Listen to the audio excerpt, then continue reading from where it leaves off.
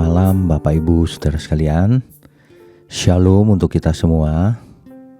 Saudara, penyimpangan yang terjadi di zaman sekarang ini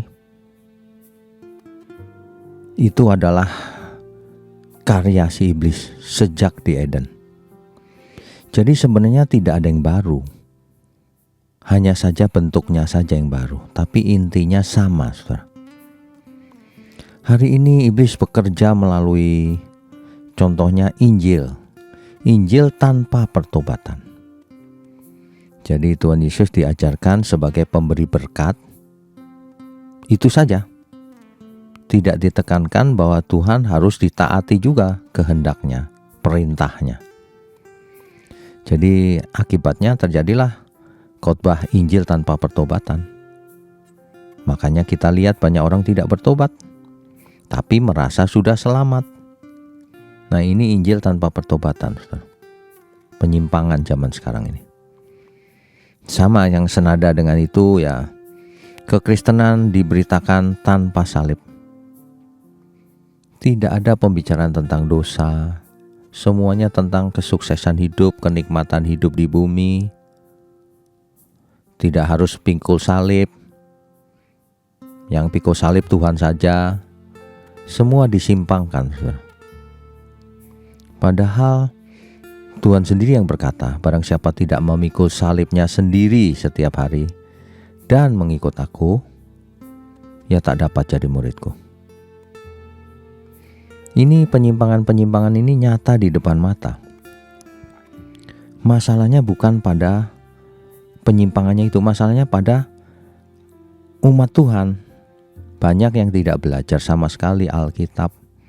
Akibatnya apapun yang disampaikan, yang ia dengar, ia aminkan.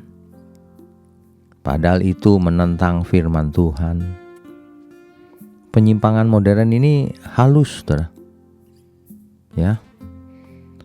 Diajarkan untuk hidup rohani, tapi standarnya bukan firman, tapi perasaannya sendiri, subjektivitas. Ya, kebenaran didasarkan pada persepsi. Menurutku benar kok. Lah, menurutku itu harusnya menurut firman Tuhan benar atau tidak. Perhatikan konteksnya. Ya. Dan yang saat ini mewabah seluruh dunia itu ya, kebenaran menjadi relatif. Semua ajaran menuju ke Tuhan kok. Semua mengajarkan kebaikan. Banyak jalan menuju Roma katanya. Kalau menuju Roma banyak jalan, saya setuju. Tapi kalau menuju surga, jalannya hanya satu. Itu kata Tuhan Yesus. Yohanes 14 ayat 6. Akulah jalan dan kebenaran dan hidup. Tidak ada seorang pun yang datang kepada Bapa kalau tidak melalui aku. Jadi Tuhan Yesus bukan salah satu jalan, satu-satunya jalan.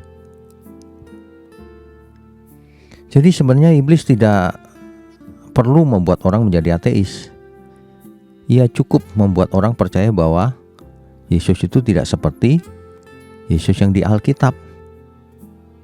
Sehingga menyimpang sedikit pun itu sudah cukup untuk menyimpangkan seluruh hidup manusia. Hati-hati, saudara. Tuhan Yesus memberkati kita semua. Amin.